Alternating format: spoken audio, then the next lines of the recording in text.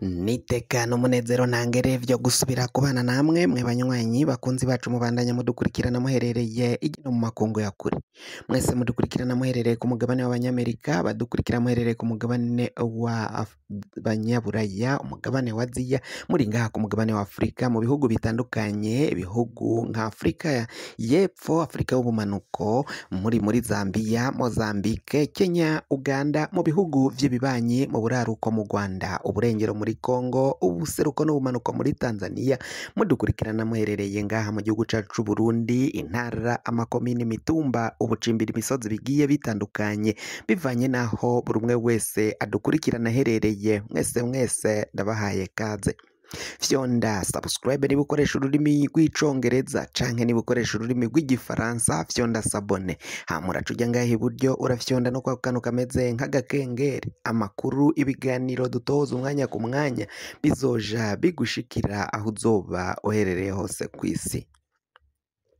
Amakuru agezweko ariko aravugwa ngaha mu gihugu cacu c'u Burundi, reka tuyatangurire mu gisata c'umutekano, aho ibintu biboneka ko bibandanya kuyangara, ibintu birabandanya gukomera cane. Muri iyi ndwi duhejeje haramenyekanye abantu bashika kuri 3 bagandaguwe mu mihingo itandukanye y'igihugu cacu c'u Burundi. Abo bantu 3, 2 baratowe ibiziga ntivyamenyekana, uyundi umwe n'umutama akwije imyaka 71 yose y'amavuka yaciye agandagurwa.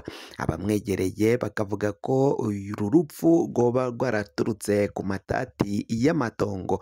Uyu mutama Radisirasi yaciye agandagurwa ngaho mu ntara ya Muramvya, komine y'intara nyine Muramvya, ngaho ni hagati mu gihugu cacu c'u Burundi aho iryo bara ryaciye ribera. Naho ivyo bindi biziga bitaciye bimenyekana, bikavugwa ko rero iperereza ry'igihugu c'u Burundi ari ryo ribandanya kugandagura abo bantu, hama ibiziga bakaja kubita aho bitazomenyekana, kandi ababa baraciye bafatwa bunyuruzwe ababo bakarondera mu busho butandukanye bagaheba, bakabura aho babavana, umwiheburo ukaba ari wose. Tuvuye kuri iyo nkuru y'akababaro ivugwa y'abantu bagandaguwe, reka tunyarukire mu gisata c'ubutungane mu mabohero. Abantu umukuru w'igihugu Evariste Ndayishimiye aheruka kugirira ikigongwe, akemeza ko bagiye gutaha, bagiye kurekugwa. Kuri ubu hariko haribazwa imvo batariko bararekugwa.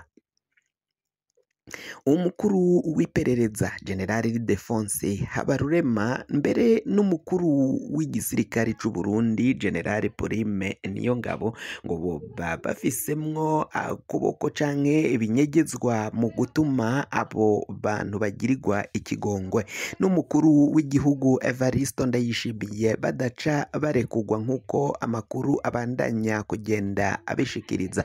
Nibiki vyoba vyinyegeje inyuma bituma General Ildefonse Habarurema na General Prime Niyongabo batemera ko hari abantu bamwe barekugwa kandi bagiriwe ikigongwe n'umukuru w'igihugu cacu c'u Burundi?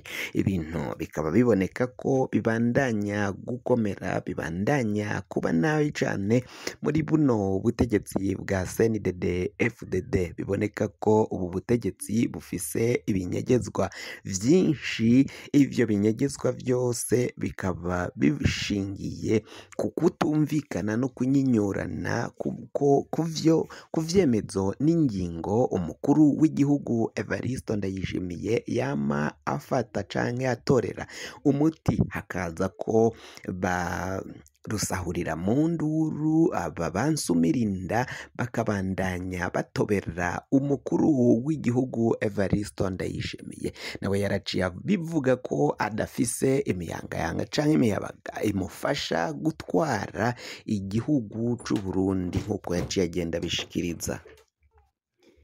abo bamutobera rero akaba ari bo batuma igihugu kibandanya kuja mu manga, igihugu kibandanya kuja habi nk'uko bigenda bishikirizwa n'abatari bakeyi baraba ivya politike n'ubutegetsi bwa CNDD FDD, ubutegetsi benshi bariko barabona ko ari ubutegetsi bukwiye gusezererwa, bukwiye gukugwa, bugasamburwa, ko ari intwaro mbi kandi intwaro y'agahotoro.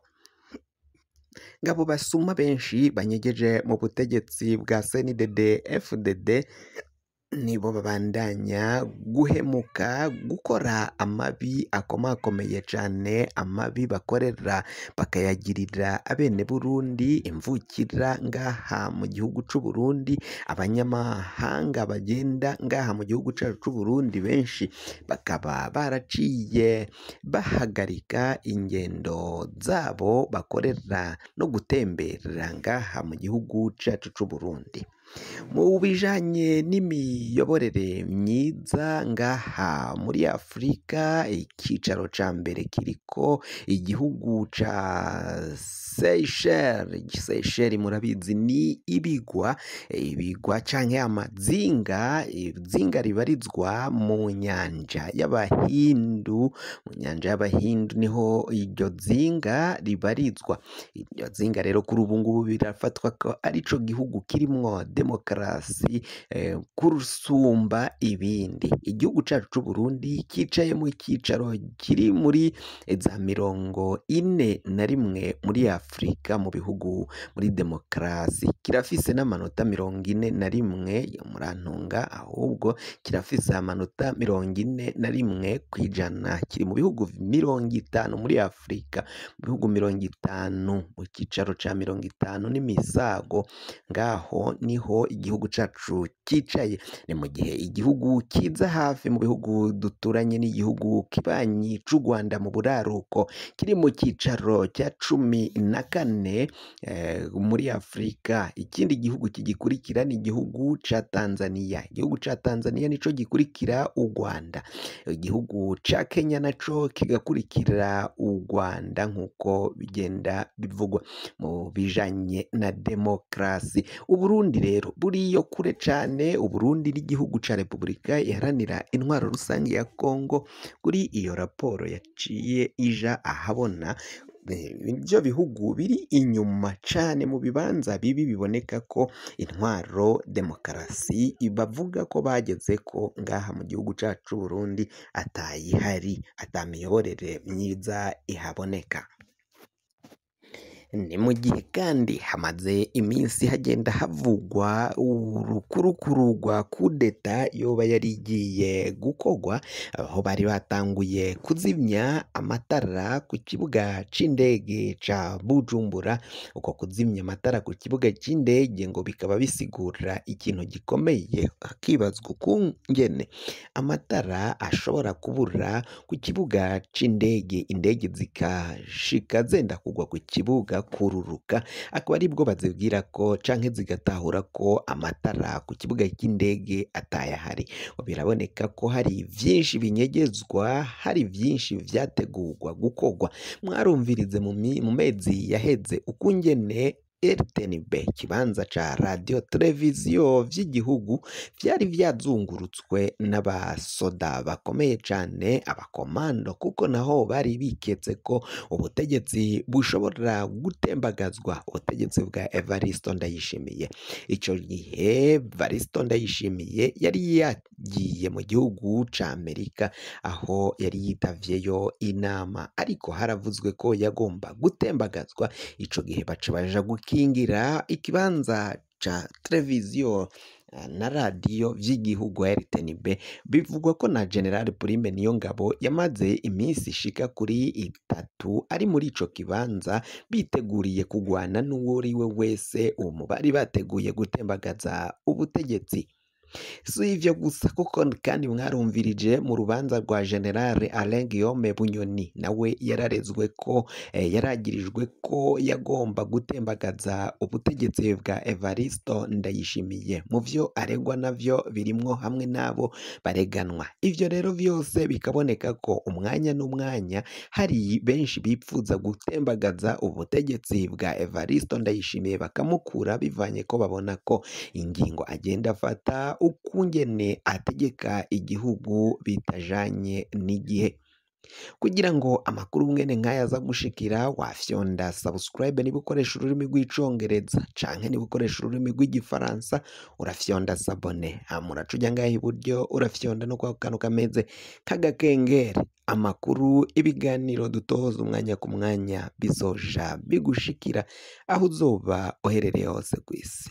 Mwe mwahejeje gufyonda subscribe kandi tukaba tubakengurukira cane muri abo kubahwa. Amakuru yacu nakagaruka nagahwane.